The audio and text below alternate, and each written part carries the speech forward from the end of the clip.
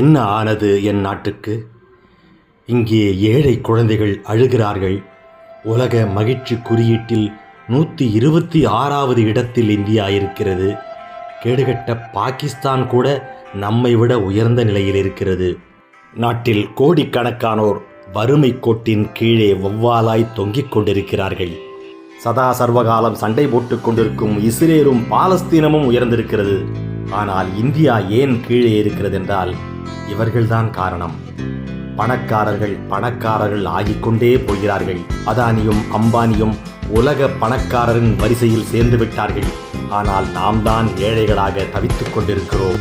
இந்திய நாட்டின் திட்டத்தின் பலன்கள் பள்ளங்களை ஏமாற்றிவிட்டு மேடுகளை நோக்கியே பாய்கின்றன. ஏழைகளின் கண்ணீர் அமிலம் என்பார்கள். பார்ப்போம் அந்த அமிலம் இந்த ஆட்சியாளர்களை என்ன செய்கிறது என்று.